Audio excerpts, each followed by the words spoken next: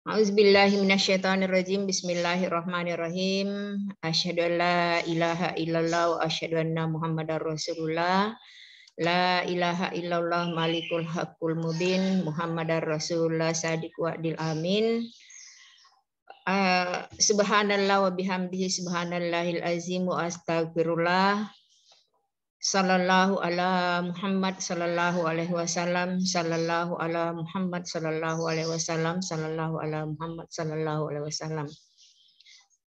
Alhamdulillah, puji syukur yang tak terhingga, tak bosan-bosannya kita panjatkan kehadirat Allah Subhanahu wa taala, karena di pagi hari ini Allah kembali senantiasa memberikan kita hidayah, memberikan kita rahmat untuk kita bisa belajar Al-Quran hadis meskipun dalam keadaan pandemi, meskipun dengan menggunakan aplikasi Zoom. Saya yakin dan percaya anak-anak aku masih semangat untuk bisa belajar. Begitu pula tak lupa kita kirimkan salawat dan taslim kepada junjungan Nabiullah Muhammad SAW. Mari kita bersalawat. Allahumma salli ala Sayyidina Muhammad wa ala alihi Sayyidina Muhammad. Nabi sebagai suri teladan, Nabi sebagai uswatun hasanah, dan Nabi sebagai panutan buat kita semua. Anak-anakku sekalian yang saya cintai dan saya banggakan, pada pagi hari ini kita kembali belajar Al-Quran hadis. Dalam pembelajaran Al-Quran ini minggu kemarin saya sudah share di grup tentang penyelesaian tugas dan ulangan harian yang belum tuntas dan hafalannya yang belum tuntas dilihat dan dilaksanakan sebagai bahan untuk menambah nilai ulangan semesternya nanti. Kalau tidak ada nilai itu bisa-bisa nilai kalian anjlok. Karena ingat ya, sekarang sudah bulan 9, sebentar lagi kita akan masuk pada bulan 10. Tinggal berapa bulan lagi kalian bisa MTS negeri? Ya, tinggal 5 bulan ya. Bulan 10, 11, 12, 1, 2, 3. Tinggal 6 bulan. Ya, mudah-mudahan anak-anakku dalam masa kurung waktu yang singkat anak-anakku bisa belajar dengan tekun. Baik, saya akan share screen materi kita. Jadi kita masuk pada bab ketiga. Kita masuk pada bab 3 di materi kita. Di bab 3 ini itu kita akan membahas tentang, kita lihat di bab 3 ini, yang kita bahas di bab 3 ini adalah menggapai keberkahan hidup dengan jujur dalam bermuamalah. Jadi ini adalah materi kita di bab 3, meraih keberkahan. Bagaimana caranya kita memperoleh berkah dengan sikap jujur? Itu kita harus tekankan bahwa dimanapun dan kapanpun dan saat bagaimanapun dan dalam keadaan bagaimanapun, sikap jujur itu terus kita tanamkan. Sebenarnya sikap jujur itu dalam hati. Itu kita kita selalu berkata bahwa ini betul, tapi kadang karena dikuasai oleh rasa kurang percaya diri atau lebih banyak godaan setan yang lebih menguasai kita, sehingga sikap jujur itu sering kita abaikan. Ya, sikap jujur sering kita abaikan karena memang dalam hati kita itu, dalam hati kecil kita mengatakan inilah yang sebenarnya. Tapi kenapa kemudian timbul rasa egois? Kenapa kemudian timbul rasa membohongi kata hati kita? Itu karena adanya pengaruh-pengaruh, karena iman kita juga kurang mantap, sehingga terkadang kita tidak jujur dalam melakukan sesuatu, terkadang kita tidak jujur dalam berbicara. Sebenarnya dalam hatinya pasti semua ini sebenarnya yang saya harus katakan, tapi kenapa saya mesti berbohong? Karena ada yang mungkin kalian lindungi, ada mungkin yang pengaruh-pengaruh dari hal-hal yang lain dan lain sebagainya. Nah, sekarang yang akan kita tujuan pembelajaran yang kita ingin capai dalam ini menggapai keberkahan dalam sikap jujur dalam muamalah, itu kita akan membahas tentang hadis, ya, tentang hadis yang akan kita bahas. Ada beberapa hadis yang akan kita bahas dalam dalam pelajaran ini. Yang pertama adalah hadis yang diriwayatkan oleh Baihaqi dari Ibnu Abbas, ya, dan riwayat dari At-Tirmizi dari Hasan bin Ali. Jadi ada dua hadis yang akan kita bahas. Namun yang pertama dulu itu hadis dari riwayat Al-Baihaqi dari Ibnu Abbas. Nah, sekarang apa tujuan kita mempelajari hadis ini? Nah, di sini yang akan kita capai dalam pembelajaran kita adalah membaca hadis. Jadi kita harus membaca hadis dengan baik, kemudian mengartikan hadis tersebut, kemudian menganalisa isi kandungan hadisnya, selanjutnya menyimpulkan isi kandungan hadis dan menghubungkan isi kandungan hadis dan hadis yang berikutnya. Kemudian keterampilan yang kita harapkan dalam hadis tersebut adalah mendemonstrasikan hafalan hadis. Berarti nantinya hadis ini akan kita hafal, kemudian mengkomunikasikan hadis yang akan kita pelajari. Maksudnya di situ mengkomunikasikan, kita akan membahas secara tuntas apa sebenarnya maksud yang terkandung dalam hadis tersebut.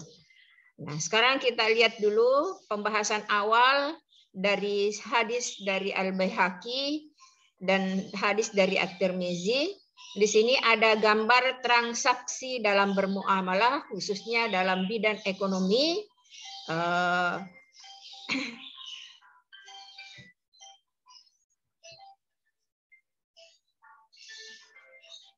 Nah, di sini ada terjadinya transaksi di pasar. Di sini lihat ada pasar terapung.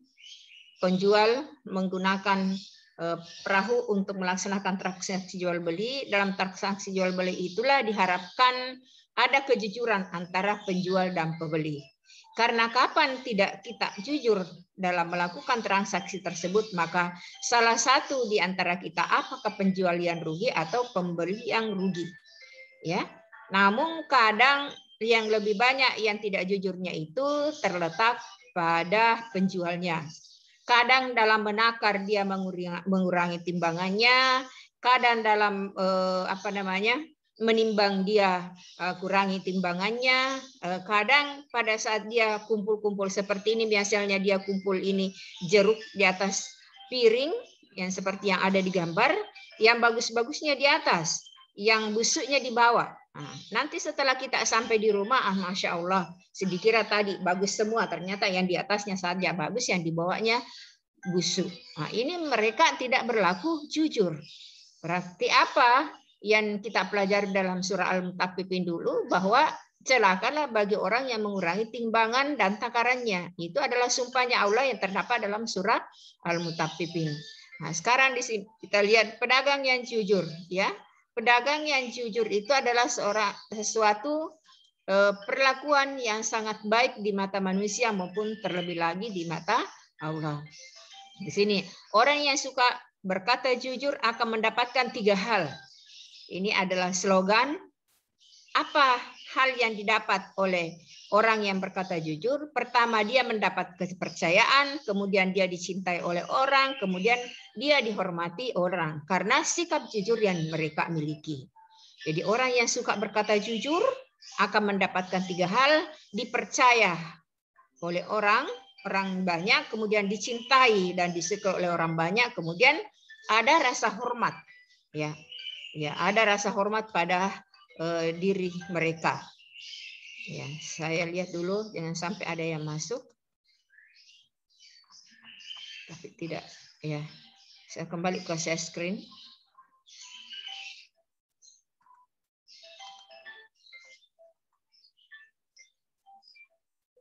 Jadi itu ya.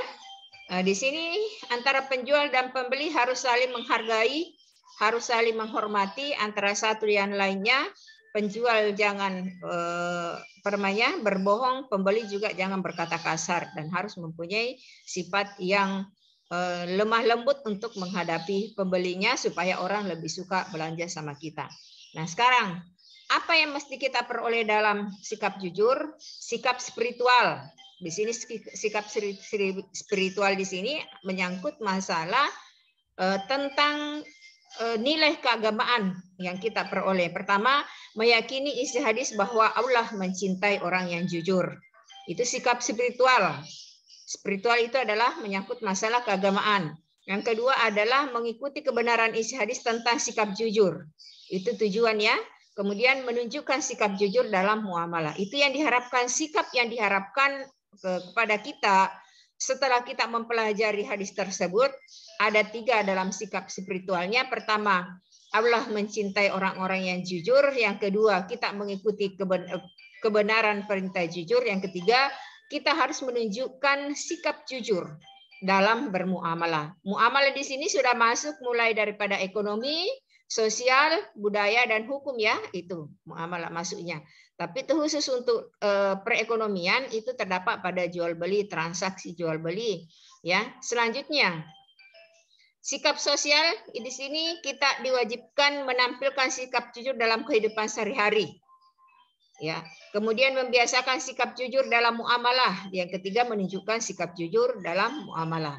Selanjutnya dalam bidang ilmu pengetahuan ada ada beberapa yang kita inginkan dan kita harapkan setelah mempelajari hadis ini bisa membaca hadis tentang dari yang diriwayatkan oleh Baihaqi dan hadis At-Tirmizi tentang sikap jujur, bisa menerjemahkan, kemudian menganalisa isi hadis, kemudian menyimpulkan isi hadis dan menghubungkan isi hadis antara hadis yang pertama dengan hadis kedua. Kemudian apa keterampilan yang diharapkan kepada kita setelah mempelajari hadis? Ini menunjukkan hafalan hadis. Jadi kita diwajibkan menghafal hadis riwayat Al-Baihaqi dan riwayat At-Tirmizi tentang sikap jujur dan artinya. Hadis dan artinya dihafal, kemudian mendengarkan hafalan hadis Al-Baihaqi dan At-Tirmizi dengan artinya, menerapkan sikap jujur dan menghubungkan sikap jujur dan kandungan hadis. Nah, sekarang kita lihat di sini wacananya. Wacana yang diharapkan di sini pertama adalah buah dari kejujuran.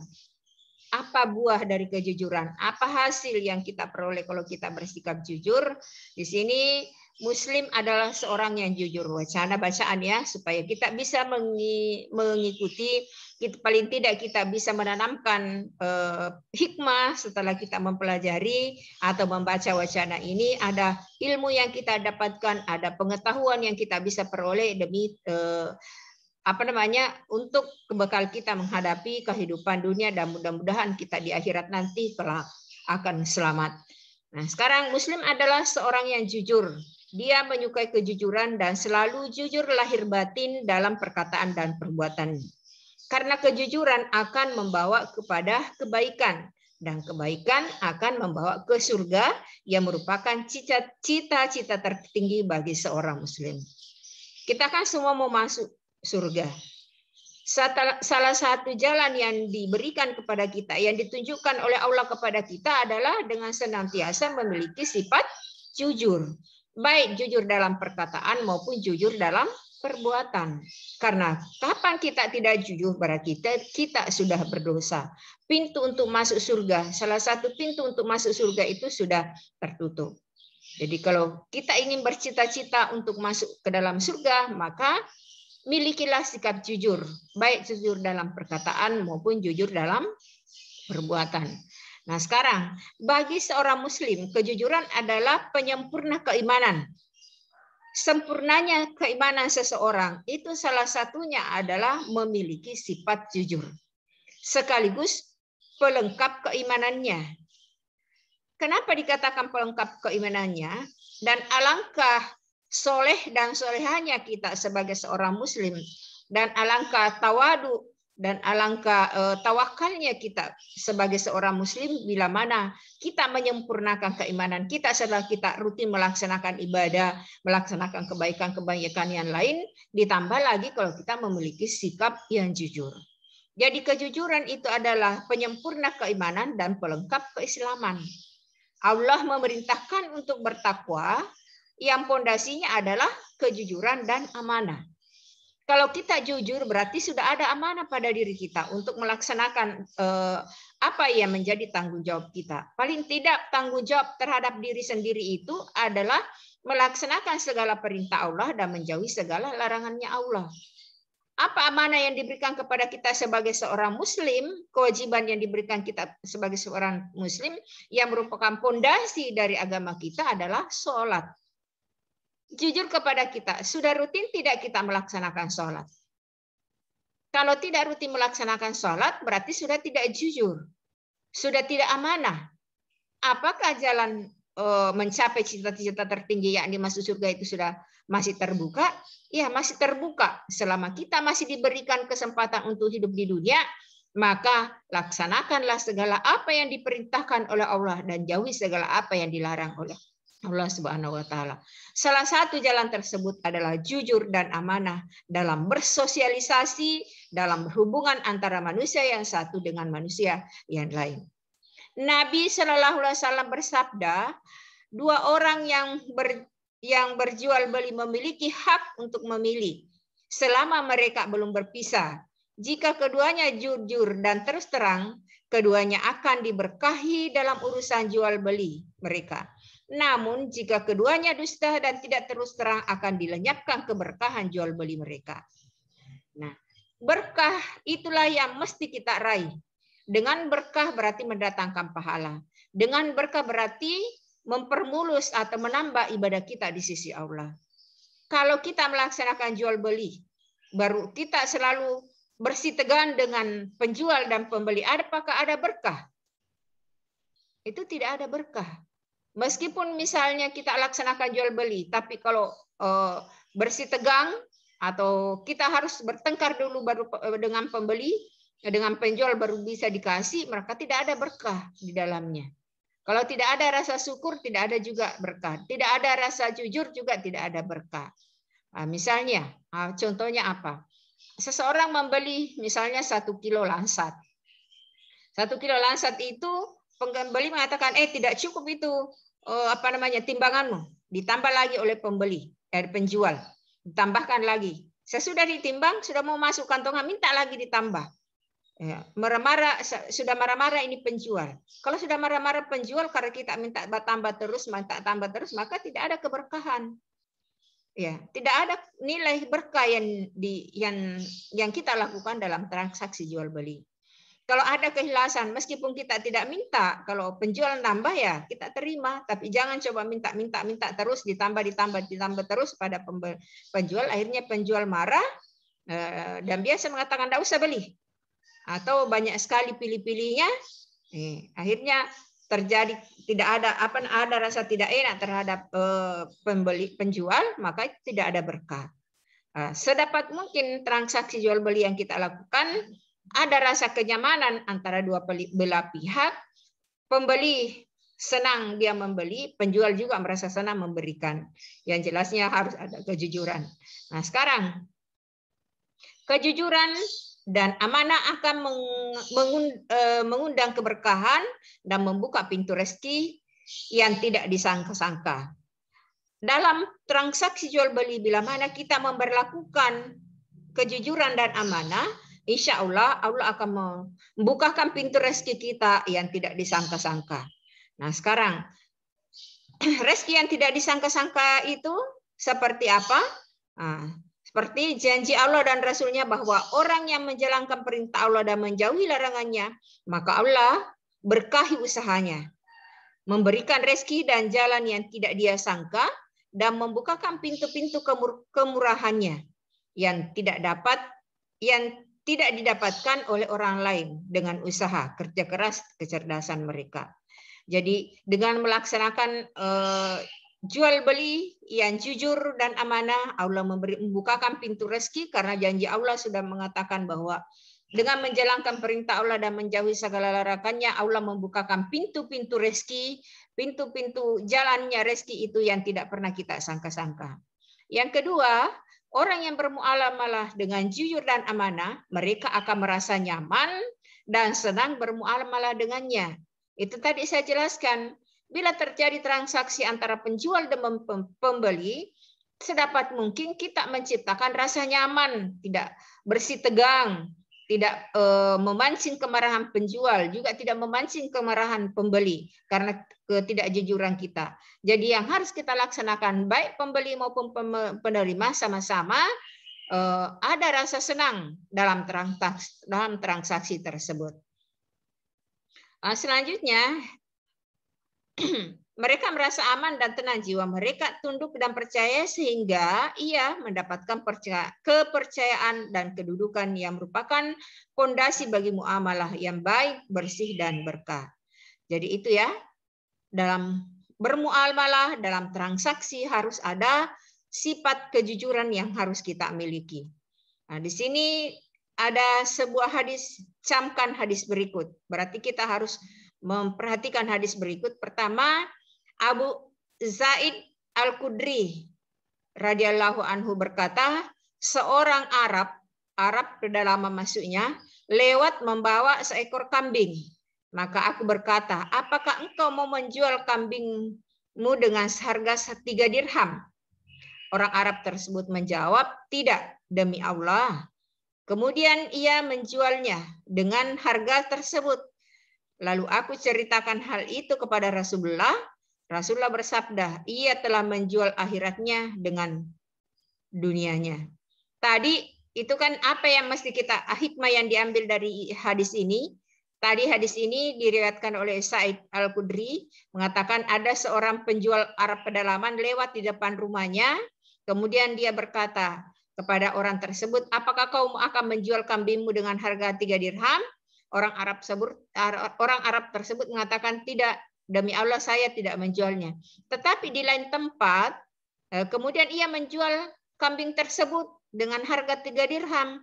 Nah, maka hal ini dilaporkanlah kepada Rasulullah kejadiannya. Bahwa ada tadi seorang penjual kambing lewat depan rumah, saya meminta untuk membeli kambingnya 3 dirham, maka terus dia mengatakan saya tidak menjualnya. Tapi di lain tempat dia jual kambingnya tersebut, harganya juga 3 dirham.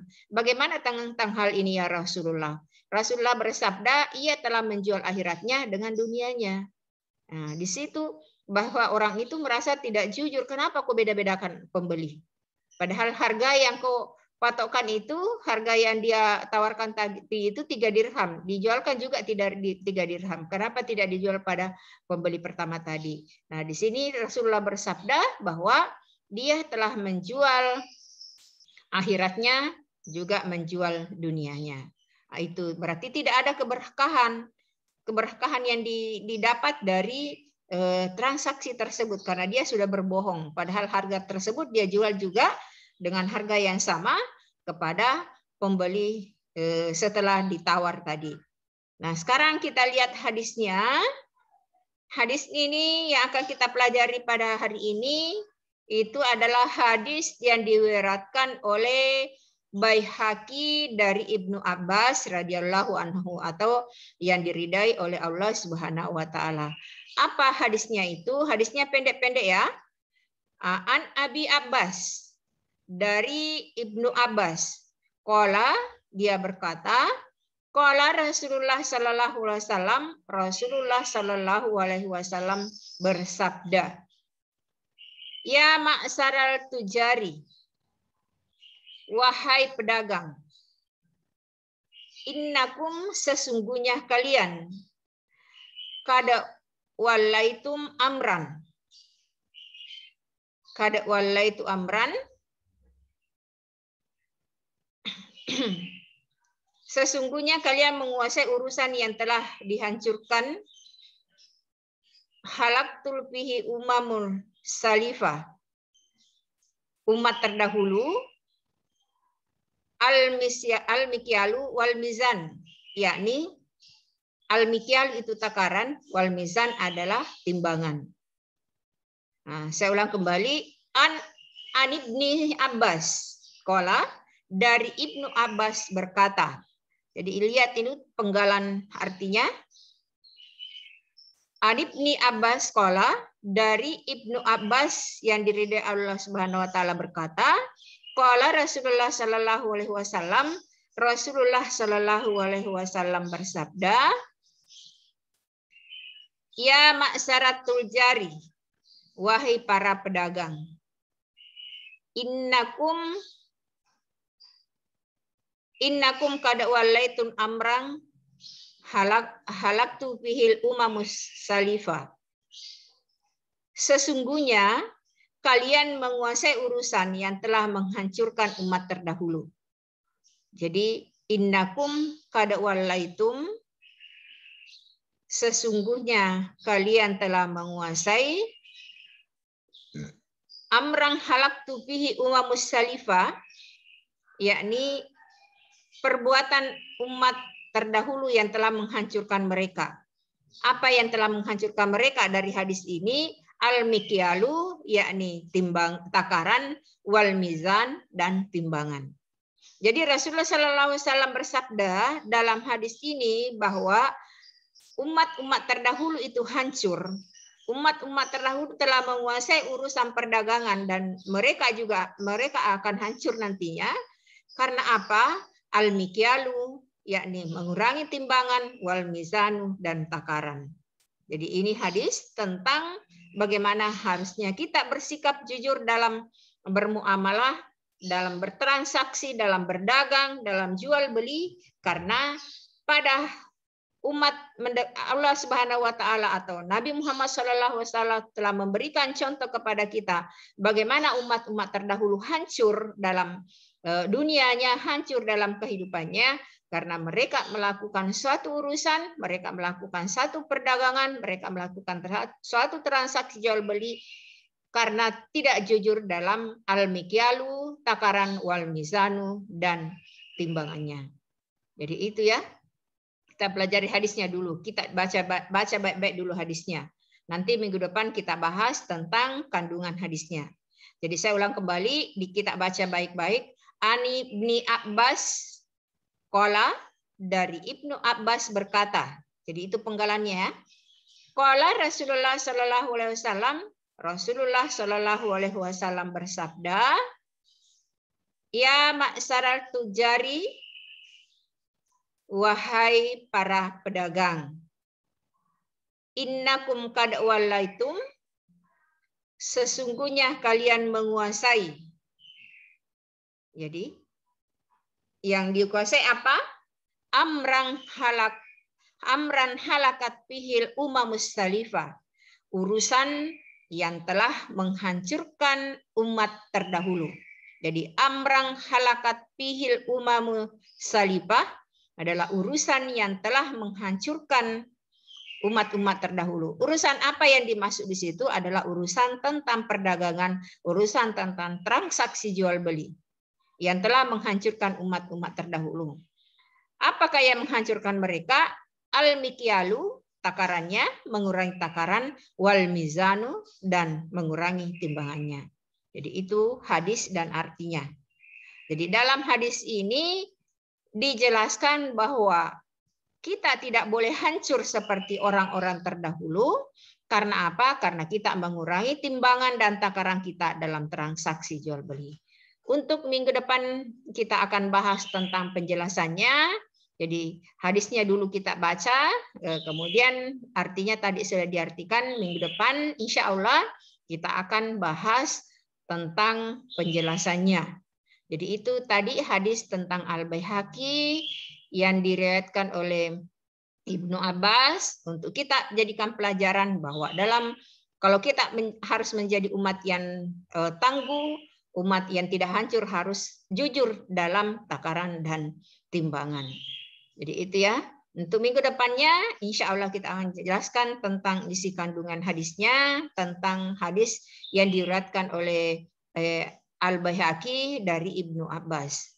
Jadi itu ya. Saya kira untuk pertemuan kita hari ini kita cukupkan sampai di sini. Ini kembali kalian aktifkan kameranya supaya terlihat. Ada beberapa orang mungkin yang belum aktif kameranya supaya terlihat nanti di video Zoom yang akan saya share sebentar. Oke, ingat nak penyampaian terakhir saya bahwa hari Senin kalian semua datang ke sekolah untuk divaksin dan insya Allah tanggal 1 kita sudah mulai pembelajaran tatap muka. Demikian pertemuan kita akhiri sampai di sini. Subhanallah wa bihamdi subhanallahil azim wa astagfirullah. Sallallahu ala Muhammad sallallahu alaihi wasallam. La ilaha illallah malikul haqqul mubin. Muhammadar Rasulullah sallallahu alaihi wasallam. Sahiri minallahi musta'an walahi tiklan. Assalamualaikum warahmatullahi wabarakatuh. Waalaikumsalam warahmatullahi wabarakatuh.